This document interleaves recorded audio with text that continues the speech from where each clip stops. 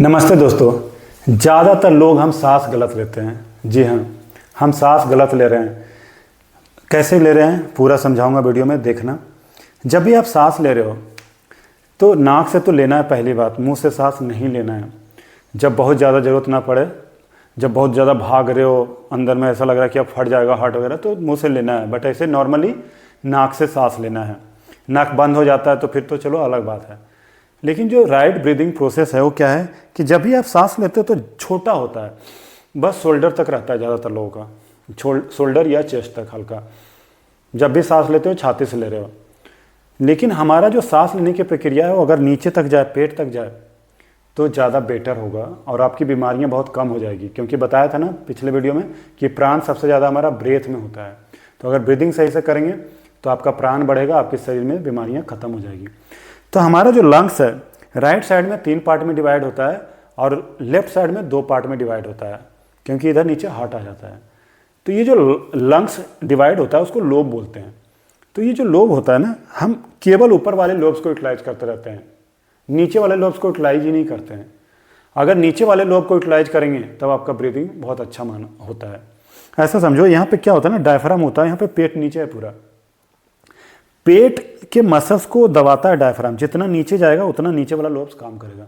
तो जब बोलते हैं पेट से सांस लेना, मतलब क्या है लिटरली कि पेट से सांस ले और मतलब नीचे वाले लोब को यूज कर रहे हो।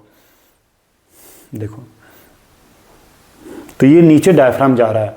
नीचे तक जितना सांस लोगे उतना, एक तो पेट का मसल्स के पूरे एक्सरसाइज होते हैं, दूसरा डायफ्राम जब नीचे तक जाएगा तो आपकी लंग्स कैपेसिटी बढ़ेगी। और लंग्स कैपेसिटी बढ़ेगी तो आपके अंदर जो रिएक्शन होते हैं ब्लड के साथ चेंज हो रहा है ना, बार बार हमारा ब्लड जा रहा है, हमारा अनप्यूरिफाइड ब्लड, और ऊपर से जो हमारे हवा ले रहे हैं वो मिक्स होता है यहाँ पे। उसके बाद हमारे शरीर में एनर्जी आती है। तो जितना ज़्यादा ब्रेथ, आपकी लंग्स कैपेसिटी ज़्यादा हो जाएगा, उतना ज़्यादा आप हेल्दी रहेंगे, प्राण बढ़ेगा। तो बेसिकली आपको प्रैक्टिस क्या करना है क्रेप ब्रीदिंग के लिए, इतना होना चाहिए कि नीचे तक सांस जाना चाहिए जब आप रेस्ट मोड में हो। जब आप भाग रहे हो, दौड़ रहे हो, खेल रहे हो, तो जैसे ले रहे हो चलेगा। तब होता क्या है, हमें शुरू से कोई सिखाया नहीं होता है, तो हम ज़्यादातर समय छाती से सांस ले रहे होते हैं। सबको पता होता है, यहीं लक्ष्य होता है, तो यहीं से दौड़ रहे हैं, भाग रहे हैं, यहीं से छाती से सांस ले रहे हैं, दैट्स गुड। बट जब रिलैक्स करते हो, रेस्ट करते हो, तो ये नीचे से सांस लेना है। और ये जो दोनों पार्ट हमारा जुड़ा होता है, ये ऑटोनोमिक नर्वस सिस्टम का पार्ट होता है। ये वाला पार्ट, ऑटोनोमिक नर्वस सिस्टम के 2 पार्ट होते हैं, एक पैरासिम्पैथेटिक नर्वस सिस्टम, एक सिंपैथेटिक नर्वस सिस्टम। तो ये वाला पार्ट से जब सांस लेते हैं तो सिंपैथेटिक नर्वस सिस्टम हमारा एक्टिवेट होता है। नीचे वाले पार्ट से सांस लेते हैं तो पैरासिम्पैथेटिक नर्वस सिस्टम एक्टिवेट होता है। दोनों बैलेंस में रहना बहुत जरूरी है। तो अगर आप छाती से सांस लिए हो तो फिर पेट से भी सांस लेना बहुत जरूरी है। लेकिन होता क्या है, छाती से सांस लेते हैं और धीरे धीरे वो हमें आदत बन जाता है ऐसा कि हम हमेशा छाती से ही सांस लेते रहते हैं। चाहे रिलैक्स भी करते हैं तो कभी कोई बताया रिलैक्स योरसेल्फ, तो भी हम छाती से, पेट से कभी होता ही नहीं है। इसी कारण हमारे अंदर स्ट्रेस बढ़ता जाता है। जो सिंपैथेटिक नर्वस सिस्टम बताया हूँ, ये स्ट्रेस का कारण है। जितना स्ट्रेस होता है फिर यहीं से सांस लेंगे।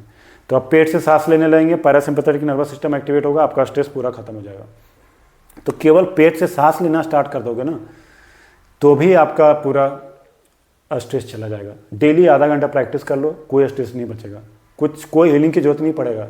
लेट जाना, पेट पे हाथ रख लेना, किताबें रख लेना, जितना नीचे तक सांस लेके जाओ, पेट आपका बाहर आएगा जब सांस लोगे, जब सांस छोड़ोगे तो पेट अंदर जाएगा। इनहेल, पेट बाहर आएगा, एक्सहेल, पेट अंदर जाएगा।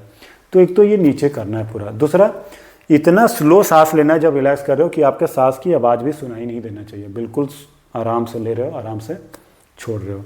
जब भाग दौड़ रहे हो, कुछ काम कर रहे हो तो अलग बात है, लेकिन आपको धीरे धीरे सांस लेना है, आवाज़ भी नहीं आना चाहिए।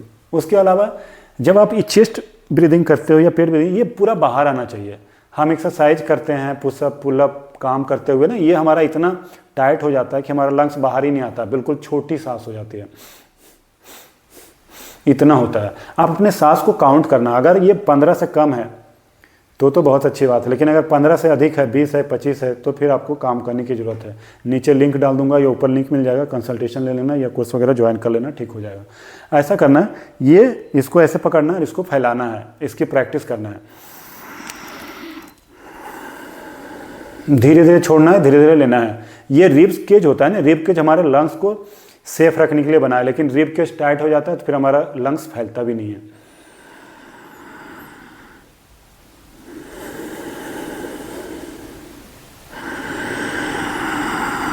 देखो ऐसे फैल रहा है ना, कितना फैल रहा है। इसी तरह से पेट के जो बताया हूँ लेट के, या तो बैठ के भी करोगे, बैठ के करोगे ज़्यादा अच्छा नहीं होगा, लेट के प्रैक्टिस करना शुरू में।